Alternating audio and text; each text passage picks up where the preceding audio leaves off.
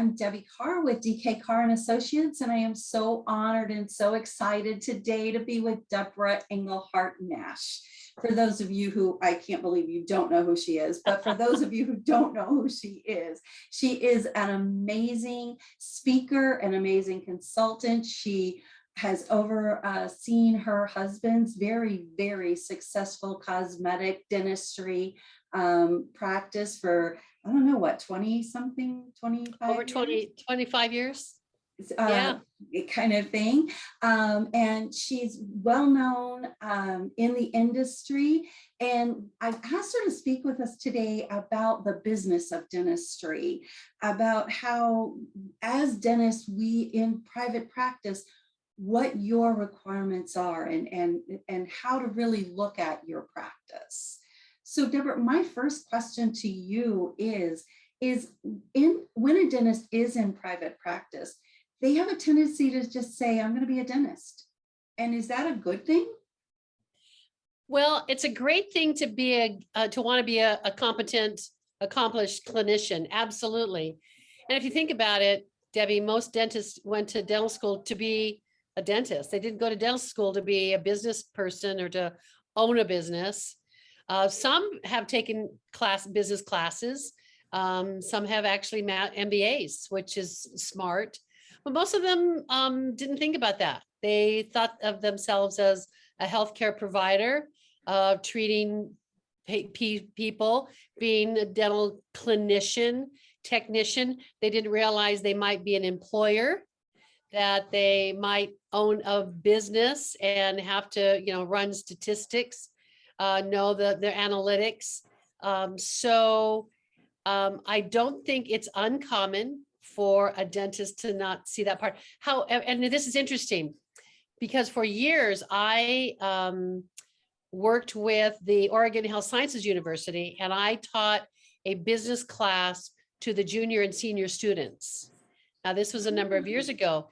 I have since offered to do that, and I think so. I have some colleagues who do that. Gary Takis does that, I think, in Arizona. There are a couple other people who do that at dental schools.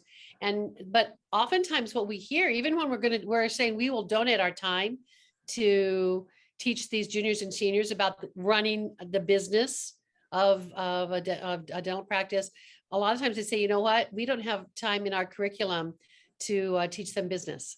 So they're coming out of dental school not knowing. I think that's why sometimes they are attracted to becoming an associate, right, or going to work for a DSO, dental service organization, because then they get to be a dentist. Then someone else is taking care of the business side of it. And that might be, for some, that might be a great place to start to help them learn the business. Some people who want to go right into private practice, they're going to have a pretty quick learning process. And it is a learning process. And sometimes, unfortunately, they learn the hard lessons the hard way. That's true. And what the other thing that happens is that they fail to secure the right advisors. That's what I was going to ask you about. Yeah. So, I mean, if I'm going to go into, I want to have a dental specific CPA, not a traditional family CPA, or I want a dental CPA who understands business of dentistry. I'm going to need a financial planner. I'm going to need a human resource expert or consultant or company. And there are several out there, right, that will steer you in the right direction on hiring and the legalities of hiring, how you can and cannot do. And so can I interrupt you right there? How important is it to have quality team members and to just, I remember when I first started in dentistry, and I came out of a corporate world, and I can remember a dentist looking at me saying, any high schooler can answer the phone. And I just about flipped, because my first job was at a TV station answering the phone, and I can hear my boss standing there going, smile when you answer the phone, you're our first impression. And yeah, so I remember I remember years ago, we had an independent contractor bookkeeper who really wasn't involved in dentistry at all. And she said, can we hire just anybody? I mean, they're answering the phone. And she says, why can't we hire a basic, per hourly employee, minimum wage employee to answer the telephone? And they don't realize that is, I mean, that's the beginning well, social media is the beginning of the relationship. In today's world, Sure. Google reviews, social media is the beginning. But then once they pick up that phone and call, that's the portal. That person who's answering the telephone is the portal to your dental universe and how they handle that. But to broaden the question you asked, how important is a dental team? Think about this. 85% of the time that a practice spends with a patient is in communication, is in team. Of all the time that a patient spends with the office, 85% of it is spent with the team, 15% is spent with the dentist and the clinical application. Wow. So yeah, so you're spending your patients are spending 85% of their time with the team and 15% of the time in clinical application. So if the team doesn't, if you will, carry the patient well to that treatment acceptance and financial arrangements, then the patient isn't going to be in the chair. So no matter how adept the doctor is at clinic and his or her clinical aptitude, it won't matter if the patient isn't going to say yes, Right. if the patient doesn't feel they're being well taken care of. And then, then we can get into the muck and the mire of usual and customary services and will my insurance, pay for that? And I don't want to do it unless my insurance will cover it. And we have to have people who have the finesse of how to navigate patient objections, how to navigate insurance involvement, how to navigate financial arrangements and do it well. And I think that as the economy, with our current economic situation, I think we're going to see more people clinging to that insurance and knowing how to, for lack of a better term, spin that. But so what I'm hearing from you is that the importance of a good, solid team. And of course, in my world, I want that team vetted. We're all cracking up here in Orlando because there is a practice where the hygienist worked for 2 years and she is not licensed. I saw that on your post. And I went, oh, I was telling Ross about that. I said, oh my gosh, Debbie just posted that this woman didn't even have a license to practice. And she used somebody else's identity. And I mean, crazy town. Yes. So, and well, here's another thing. If I'm going to be handling your money, I always say, is the people who handle your money, are they bonded? Right. Are you bonding and some of the doctors say, what? I said, they should be bonded. Yes. So if anything ever happens, you have insurance against that. Yes. So, I mean, there's a lot of people that, that can be involved in helping the doctor be a better business person. Do they need them forever? Maybe not. Do they need them to start? Probably. Yes. I mean, if you think about this, I mean, coaches, your different coaches will grow with you. If you think about athletes, they might have a different coach when they start being a professional athlete. And as they mature and as they change their skill sets, they may choose a different coach. True. But they always have one. Yes, and that is important. And, in my world, processes are so important because you need to have the ongoing training, and training to me, and training is changing the mindset, or training or building a culture. We can educate and we want to educate patients, but we need to be training our team on our processes, training our team on how to handle those rejections. The office I'm in right now, there was an issue with x-rays that they needed an FMX and all they had was a pano. How to respond to those kind of things. But also the security processes are so important because that needs to be your umbrella, and everything that you do falls under the mindset of we want to protect our patient data, because that maintains the trust element between the patient and the doctor, so that when the patient calls and starts giving their life history, they expect that doctor to secure their data. Well, I think the important part is, you know, you and I have both been in the industry for a long time. If I stopped learning, if I said, okay, I've been in dentistry for 5 years, so I know everything there is to know about how to run a dental office, or I know everything there is to know about being a receptionist, or I know everything there is to know about being a dental assistant. And I stopped learning because I said, oh, I've had 5 years or even 10 years, even 20, 50, 15, 20 years of experience. If I if I told myself that I didn't need to learn anything new, I would not be a valuable employee. I mean, there are so many things changing. I mean, I think you probably know, a lot of people know, there were 78 code changes in insurance last year, 78. That's so you just tell in me, insurance. yeah, in insurance, you tell me that somebody who says they're an insurance coordinator and they don't need additional training, or they don't need somebody else because they know it all here. They don't know it all here. I don't know it all here. I need to continue my education and my training and find resources and engage resources that help me continue to be a relevant employee. That's what I always say. And people say, well, Debra, you've been in dentistry a long time. When are you going to retire? And I say, when I stop being relevant. And I don't see that happening for you anytime soon. But I could be 30 years old and not be relevant because I said, I don't need to take these classes anymore. I don't need to learn what my software is doing, the new updates in my software.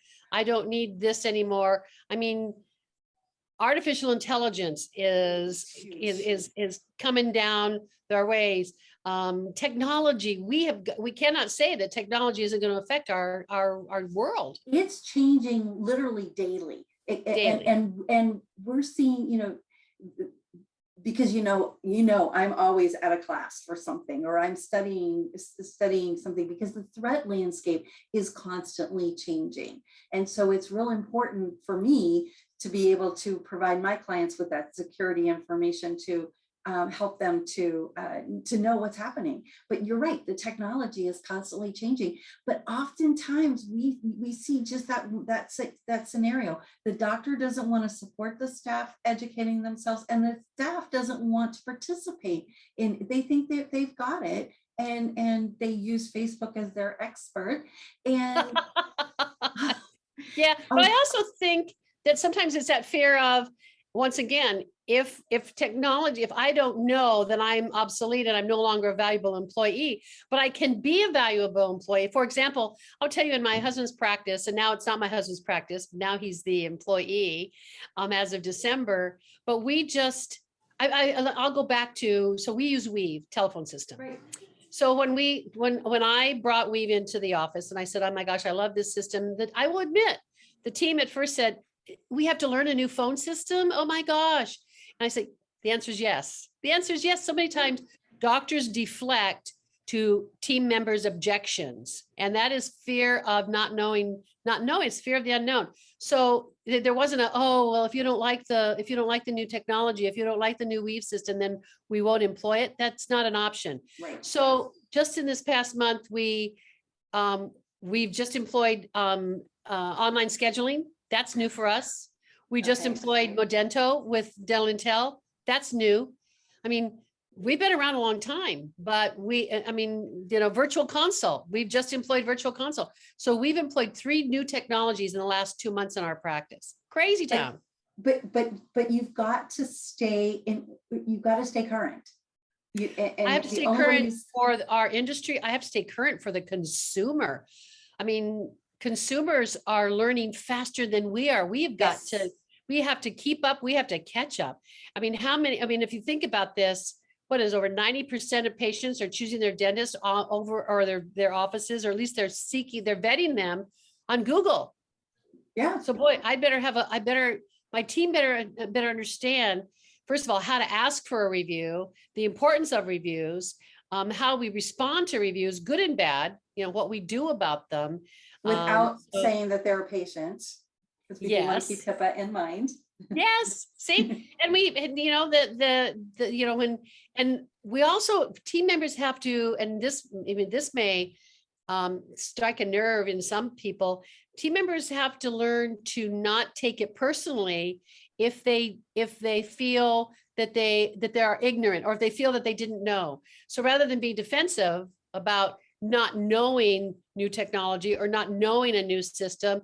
Say, be be a vulnerable learner to say, I don't know this system, but I'm going to learn it. So as opposed to say, we don't need it. I don't, our office isn't, our patients are different. Our town is different. Our patients are so established. We don't need to do that. Yeah. If you're not growing, you're dying. Yeah, exactly. You have two great resources to help doctors that are in the business, that are looking at the business side. One, I had the privilege of eavesdropping on was your workshop on the business of dentistry, where you go through the KPIs. Can you give me a brief rundown of what all you talk about at that school? Well, but of course we have dental business school, which is 2 days. But, I focus on, and listen, I'll tell you, if my strong suit or my interest never growing up and in my training and education was never in statistics or math or analytics until I realized what great information and how analytics and how focusing on the right numbers helps drive your team to do the right thing. So if I don't know what I don't know, if I don't know how I'm performing, a lot of people use the same analogy. It's like asking someone to bowl and you put the pins up and then you put a sheet in front of the pins and say, roll a ball down the alley. You're going to hear some noise. You don't know what you hit, what you didn't hit. Well, then I don't know how to direct the ball the next time I throw it. I roll it down the alley. So analytics are pretty important. And I think that I always tell doctors that, it's one thing to know your new patients and your production and your collections. Those are important numbers, but here are other important numbers. In addition to how many new patients you're attracting, what's your attrition rate? How many patients are leaving? So not only do we want to count who's coming in, we want to also count who's leaving, who's going out. Right. So I go to a lot of offices as a consultant, and I see doctors rave about their new patient intake. And I said, yeah, you had 50 new patients. If you maybe had 200 new patients or 300 new patients last year, but you lost 150. Oh. So you've got to fix. I had one doctor, he could not keep his schedule full, but he's getting 100 new patients a month. There's a problem. Disconnect. And where is that problem? Yeah, so you got to take a look at not only your new patient attraction, but what's your attrition. Not only you want to take a look at where is your productivity coming from and where your collections coming from. Is it coming from hygiene? Is it coming from new patients accepting treatment? Is it coming from accepting treatment? Yes. Is it coming from patients of record accepting treatment? So you want to take a look at your treatment acceptance rate. So if I present a $5,000 treatment plan, but patients aren't saying yes to that, I can say, wow, I'm presenting these major treatment plans, but are they saying yes? So I want to take a look at what is my average diagnosis rate? What's my average diagnosis and what's my treatment acceptance rate?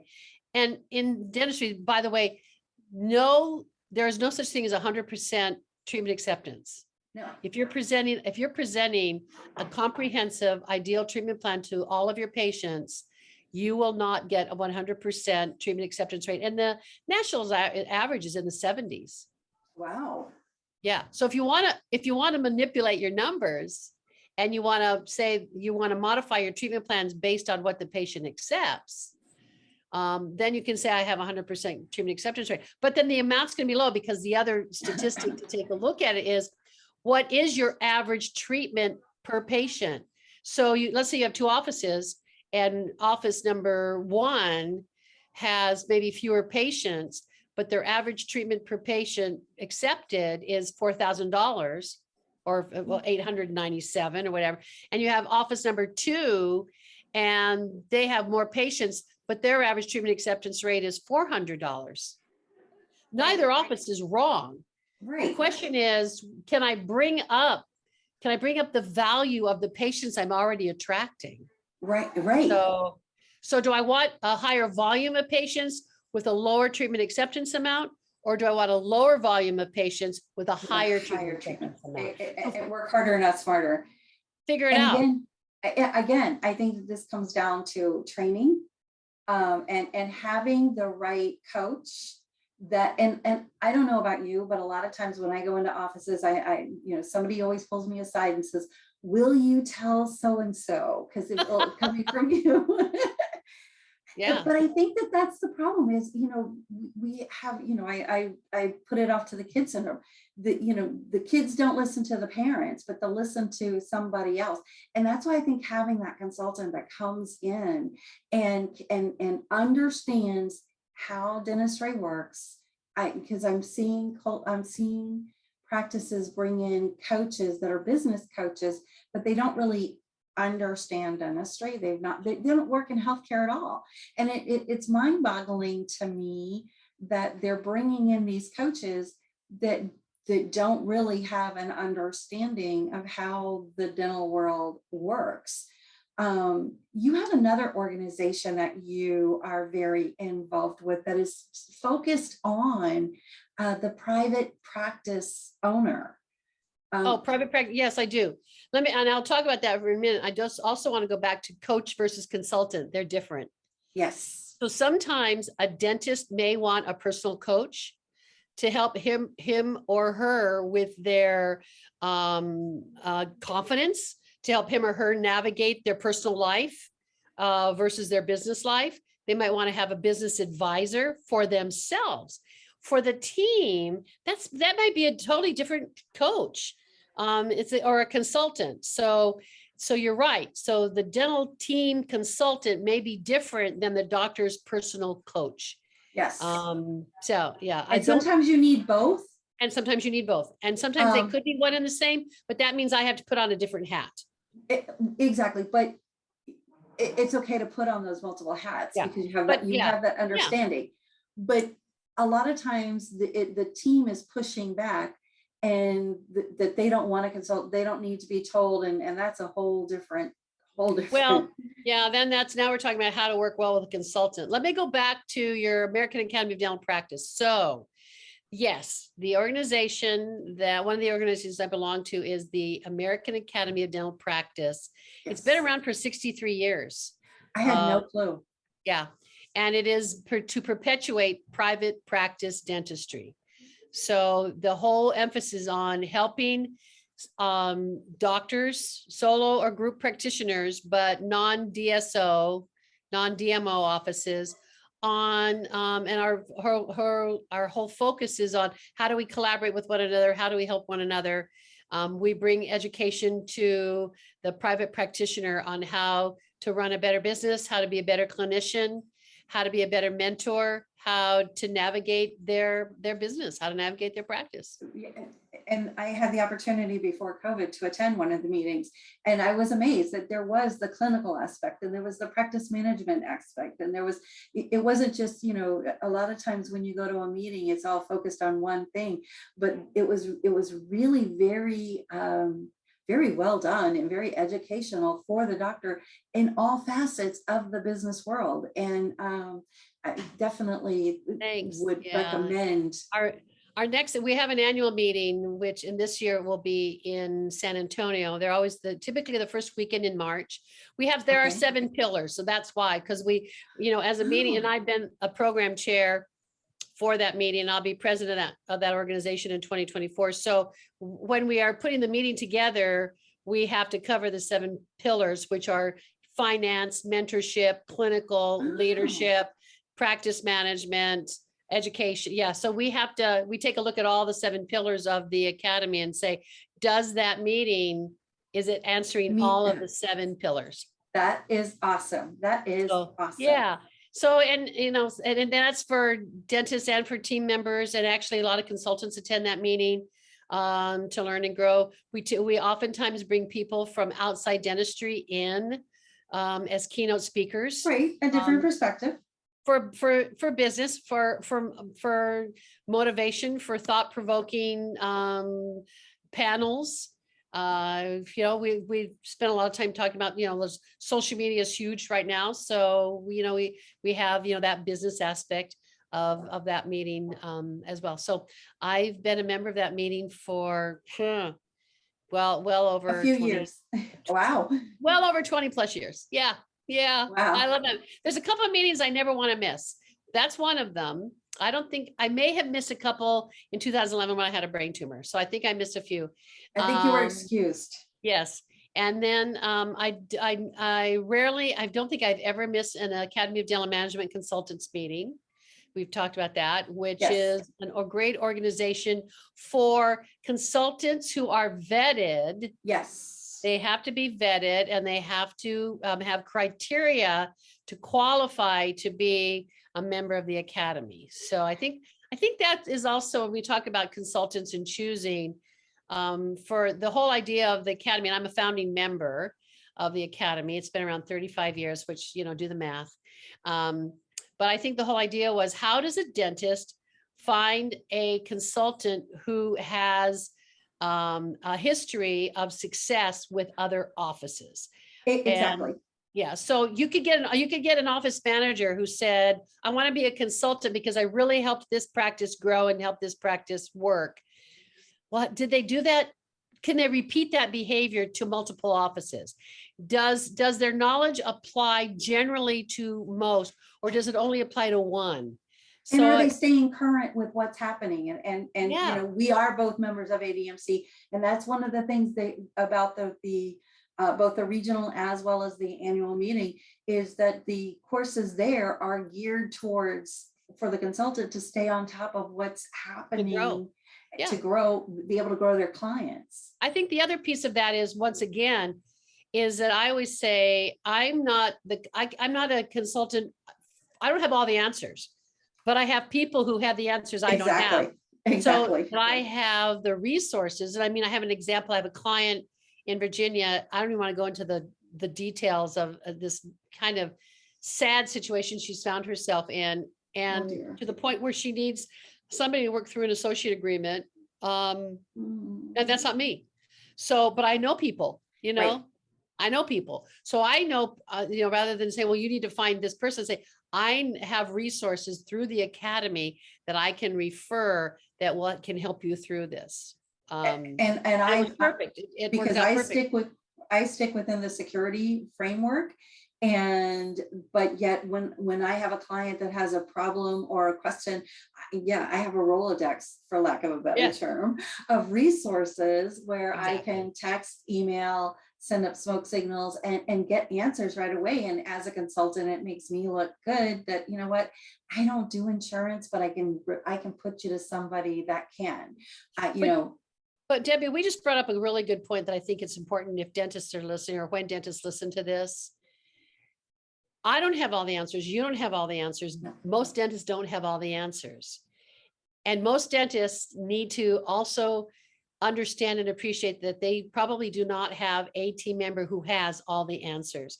And heaven forbid, and I don't want to be scary, heaven forbid the dentist who says, trust me, doctor, I have all the answers. We don't need a consultant. I've got your back. I can sign your checks, doctor. I can pay your bills. You don't need to bring anybody else in. Trust me, I work weekends. I will nanny your children. I will do it all. And that is probably the one who's the embezzler. There's the red flag, red flag. Yeah, so, no. For somebody to say, I don't need to learn anymore. I don't need to grow. I don't need to take any more CE classes. For me, that would be an employee that is no longer appropriate, who's worked themselves out of a job. And they're holding the practice back because they don't want to grow. And so if they don't want to grow, how does the practice grow? Yeah. In my husband's practice and in our practice, and it's really great because the new owner has retained me as a consultant and my husband is now the employee. So he always teases me. He says, now I work for you. I said, yeah. Now you work for me. But he worked for you before, he just didn't know it. Yeah, well, it was unspoken, rule. Yeah, we won't tell him that. But we always say, if you're going to work here, there's 3 things you need to know. And I think it's really culture has become a huge word today in today's dental teams. What is our culture? What's it feel like? What's it look like? So I always say, if you're going to work for us, there's 3 things you need to know. Number 1, we hire grownups. We don't have time to babysit.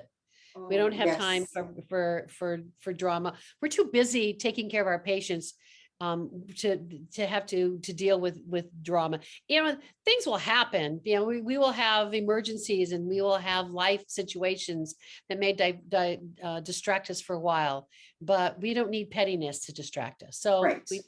we hire grownups. Number two, we always say, keep your knees bent, because there will be new technologies, there will be new materials, there will be new, Dr. Nash may say, hey, I want to use this material instead, I want to use this bonding agent instead of that one today, go get it. And it's like, you can't say, well, no, doctor, I'm sorry, but I've set up for, I can't imagine a team member saying to the dentist, no, this is how I've set it up for you today, doctor, so this is what we're going to use. And for a doctor to say, oh, okay. But doctors reflect a lot. Number three, we can go back to that. Number three, so we hire grownups, keep your knees bent, be prepared for change, be prepared. And then we say, number three, you get what you give. If I ask my team to give a lot for my practice, I need to give a lot to my team. Yes. So if I have a client, and if nickel and diming my team members, that's going to be the team that's going to be saying, I need a full lunch hour, I need to clock out, I'm not going to come in on weekends, because they're basically giving back what they're getting. So I always say to doctors, I hope that when you look at your P&L, your profit and loss statement, and you look at your labor cost, you don't look at that as you look at that as an asset. And they are assets. Your employees are your assets. Asset management. So Exactly. take a look at that, that's not a cost. That is, those are assets, and be sure that you have, sure. If you're concerned about what you're paying your team, then it may not be what you're paying your team. It's the team member that you're paying. Good point. Very, very good point. Yeah. Thank you so much for joining us today. Oh my gosh, are we done? We are. Oh my gosh, I thought we were gonna take a lunch and come back. Oh, I know, but and I could talk to you for the next 5 hours, but I'm sure you've got things to do, and I want to be very respectful of your time. I am so appreciative of you hopping on this call with me. I think it's very informative. I think it's very important that doctors and practices know that, first of all, there are resources out there. Do you want to tell us how to reach you? Oh, sure. Well, actually, I love it when people call me on my cell phone, because I never know where I'm going to be. So, my phone's always with me. So I'll just my cell phone number is 704-904-3459. My website's DebraEnglehartNash.com. It's Debra. I spell it that way. Yeah, and the long way. Yeah, and it's ENGELHARDTNASH at DebraEnglehartNash.com. But you can also, if you can't find me, you can always call the practice and say, I'm trying to get a hold of Debra. And I also take pigeon and smoke signals. So yeah. Exactly. Thank you so much. Yeah. And you are happy to go into practices, because I know your passion is to help doctors to be successful. I still love to do that. And even though we have a dental business school where people come to us, we do that 3 times a year at the Nash Institute for Dental Learning, but I still go in and do private practice, because I think team members like you, Debbie, and you come to our practice, so you are our consultant. But I think team members sometimes need to get their hands on that third party opinion, that objective eye. Yes. That's what you were referring to earlier. Sometimes you need an objective eye to come in and see it without emotion. Exactly. And that's what a risk analysis in my world, that's what a risk analysis is. It's that independent view to make sure that everybody, including the IT, is doing what they're supposed to be doing, and that everybody is following the rules. And there's been a lot of, we were talking about the changes happening in dental, in insurance. Wait till you hear about the changes that have happened in security and in HIPAA and I'm just grateful for you that have come into place. Grateful for you, that I can refer you to my clients and that you work with our office, because I could not keep up whatsoever. So, and that's the thing, we can't, as you're saying, we can't know it all. And so it's important to focus. I worked in a dental practice for 25 years. And I had to, be the overseer of everything. Now I don't. I'm actually in that practice today, and I'm focused on one thing and one thing only, and I don't really care about the x-rays or this or that. I can focus on my world. And I think that that's important. That I we think, do. and I know we have to close, but I think that for me, one of my mantras is this: your systems should be working so well, and your resources should be working for you so that your team can focus on people work, not paperwork. Yes, absolutely. Absolutely. Perfect. Yeah. Thank you again. Thank you so Great to see very you. much. Yeah. And I'm sure I will see you at a dental meeting upcoming here shortly. August. Yes. See you there. See you there. Thanks, Debbie.